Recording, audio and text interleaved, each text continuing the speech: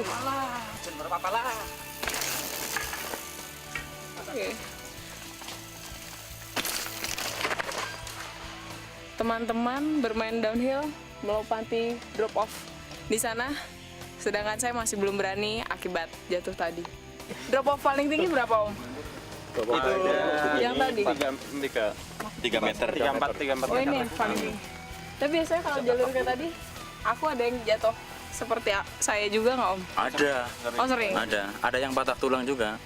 Kalau untuk pemula, jalur yang tadi masih bisa, Om? Masih bisa lah. Masih bisa kalau pelan.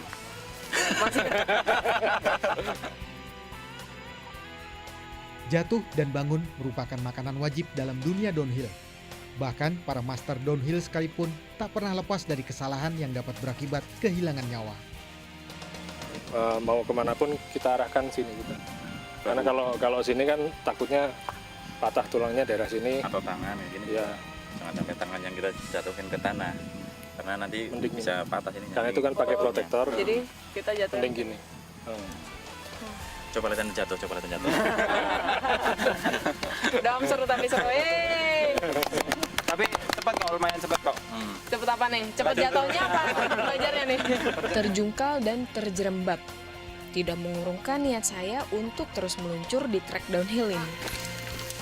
Saya tetap melanjutkan kegiatan dengan penuh semangat dan lebih berhati-hati tentunya. Aduh, sorry.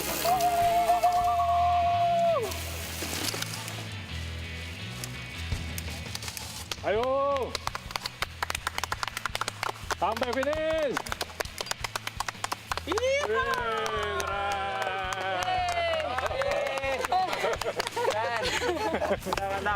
Keren. Welcome to the club. Udah diterima nih jadi anggota ban gede nih. Nice, mantap. Aduh. Para pegiat downhill sepeda gunung di Indonesia bernaung di bawah pengurus besar Ikatan Sport Sepeda Indonesia atau PBIC. Sejumlah atlet downhill Indonesia telah mampu menyabet medali emas dalam berbagai ajang olahraga internasional. Bahkan PBIC menargetkan atlet downhill Indonesia dapat ikut berlaga dalam Olimpiade 2016 di Rio de Janeiro, Brasil. Jalur selanjutnya ternyata lebih wow daripada jalur sebelumnya. Dan lagi-lagi saya terjatuh saat berbelok.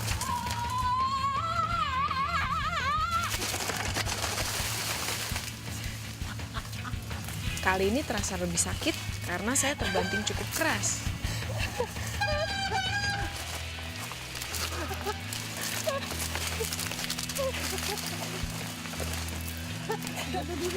Gak ada yang nolongin gue. Gak apa.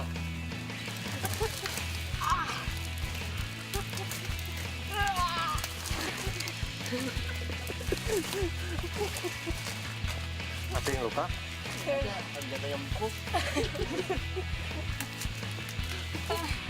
Biasanya kalau teman-teman latihan jalan yang tadi itu biasanya dilewatinya dalam berapa menit, Om, kalau teman-teman? Paling sekitar 1,5 menit sampai 2 menit. 1,5 menit sampai 2 menit. Ya, Waduh. karena tidak pakai rem. Remnya dilepas beneran? Oh, cuma ngerem. Gak ngerem. Genjot terus. Nggak ngerem tapi genjot terus. Kalau ada yang harus direm, dilepas sepedanya. Banyak kalau di sini jalurnya untuk yang terabas itu. Tapi kalau jalur rabas tuh jauh lebih susah daripada yang tadi, Om? Sebetulnya tidak susah, cuma lebih panjang. Lebih panjang. Kalau konturnya hampir sama, kalau di hutannya hampir sama seperti ini. Cuma kan habis itu masuk ke kebun-kebun, gitu. Kebun-kebun milik penduduk. Siksaannya lebih banyak. Kesenangan, bukan siksaan dong. Kebahagiaannya lebih panjang. Bahagianya lebih lama.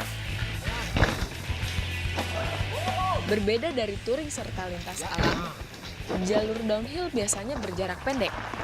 Namun, medan yang berat dan berbahaya cukup menguras tenaga serta emosi. Membuat seluruh persendian terasa lemas, kehilangan daya.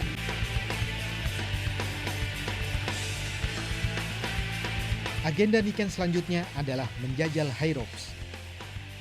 Permainan high ropes bertujuan melatih ketangkasan dan memacu adrenalin. Permainan ini konon memiliki sejarah panjang sebagai metode latihan militer sejak zaman Yunani kuno.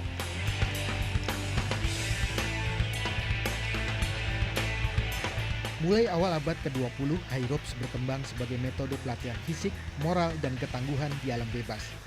Kini, high ropes menjadi salah satu atraksi outbound paling populer yang dapat dilakukan oleh anak-anak hingga lansia.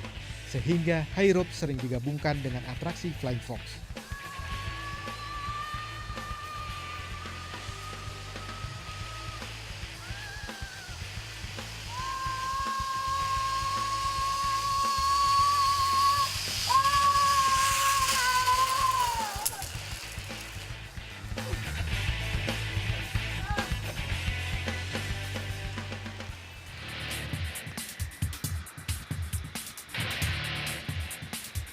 Setelah istirahat sejenak, saya mengisi waktu menjelang petang dengan bermain high ropes, ditemani gerimis yang malu-malu.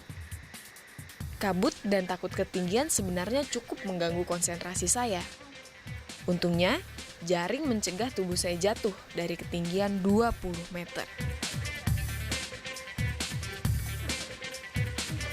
Masih titik pertama, poin entry high ropes. Moprok, ya, jalur Iya. moprok. Jalur moprok.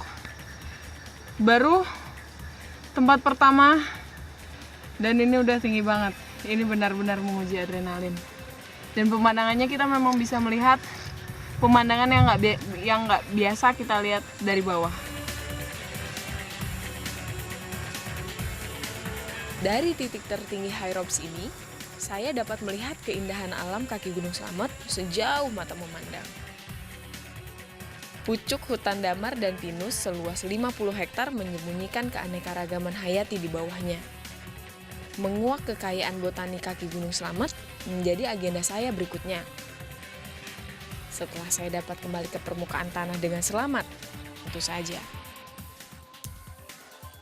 Ternyata meskipun kelihatan mudah, bermain high ropes tidak semudah yang kita lihat. Ternyata itu membutuhkan banyak keberanian dan kehati-hatian. Karena jika tidak berhati-hati, tangannya lecet-lecet seperti tangan saya. Dan beberapa kali kejepit karabiner juga sih. Capek. Jangan Mbak. Nah, itu termasuk pohon yang agak berbahaya.